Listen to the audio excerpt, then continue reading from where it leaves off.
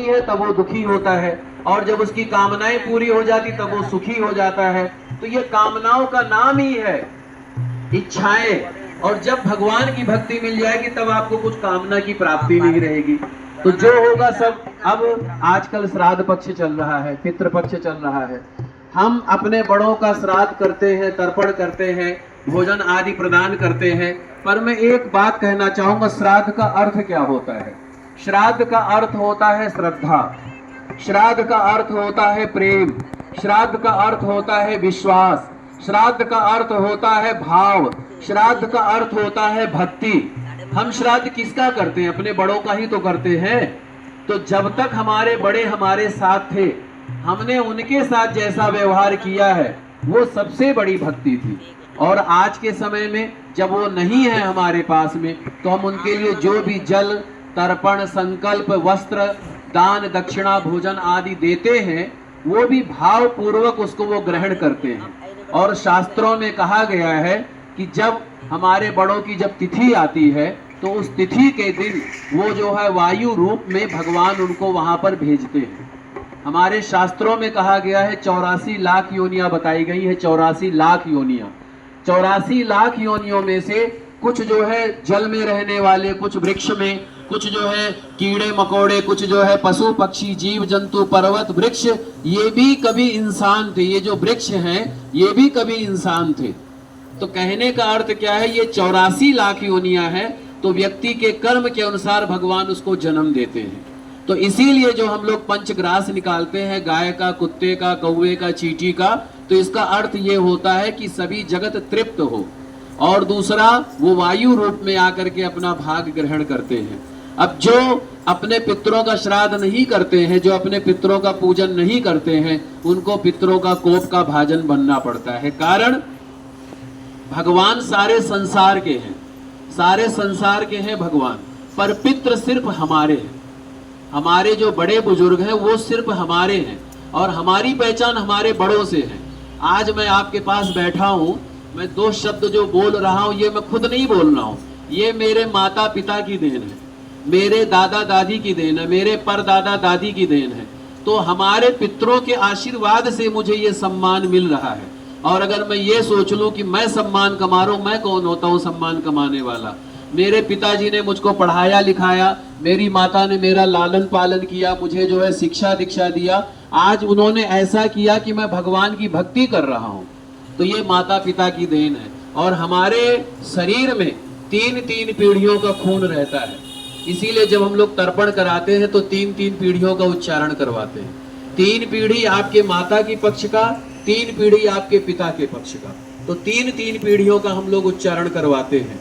अब 3 पीढ़ी में कौन है? आपके पिताजी के पक्ष में आपके माता पिता, आपके दादा दादी, आपके परदादा दादी, माता पक्ष में आपके नाना नानी, आपके पर नाना नानी, उनके पर नाना नानी। तो 3-3 पीढ़ियों का खून हमारे शरीर में विद्यमान रहता है।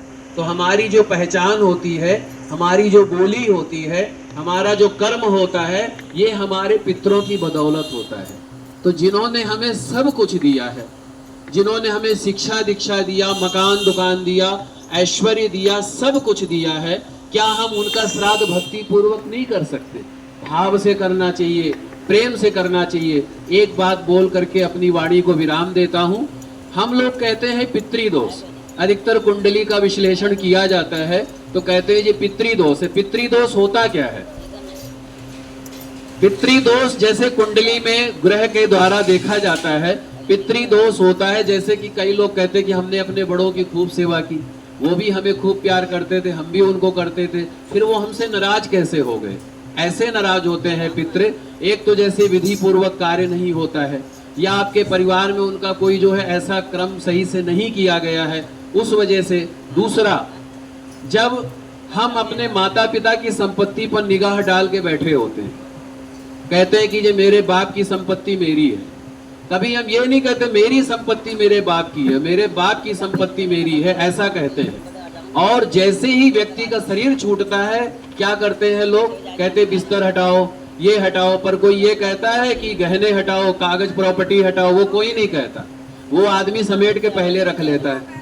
वो पहले रखवा लेते। तो आत्मा का वास कहाँ होता? जो सबसे प्रिय वस्तु होती, अभी मैं ही हूँ, मुझे सबसे अच्छा क्या लगेगा? मुझे पैसा लगेगा, अच्छा गहना लगेगा, मुझे और चीजें थोड़ी अच्छी लगेंगी।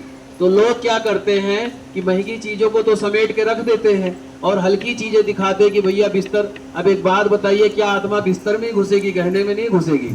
क्या प्रॉपर्टी में नहीं घुसेगी? उसमें सबसे पहले घुसेगी, क्योंकि मोह उसमें था।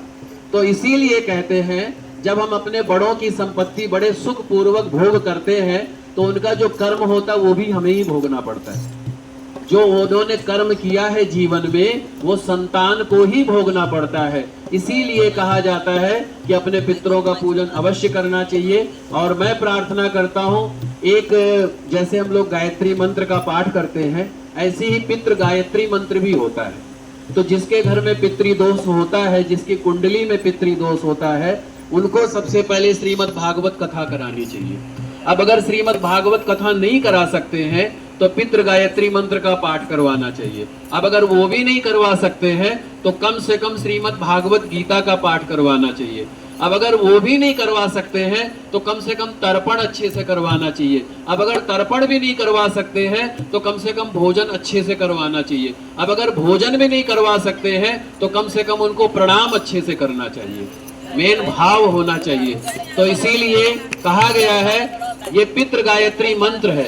ओम देवताभ्या पितृभ्यश्च महायोगिभ्य एव चः नमः स्वधायै स्वाहायै नित्यमेव नमो नमः। ये पितृ गायत्री मंत्र है। तो हम अपने पितरों को प्रणाम करते हैं, उनका आशीर्वाद हमारे ऊपर रहे और उनके आशीर्वाद से आप सभी को, अपने पितरों के आशीर्वाद से, मुझे मेरे पितरों के आशीर्वाद से हमारे कामकाज में बरकत हो, घर में सुख समृद्धि रहे, पैसे के अंबार लगे रहे, बच्चों का कैरियर बहुत अच्छा रहे, स्वास्थ्य बहुत अच्छा रहे, दिन दूनी रात चौगनी हम लोग आगे बढ़ते रहे, धन संपत्ति में, ऐश्वर्य में, नाम में, शोहरत में, अपने पितरों के आशीर्वाद से। बोलिए पितृदेव भगवान के, श्री हनुमान जी महाराज के, श्री सियापति रामचंद्र भगवान की जय। श्री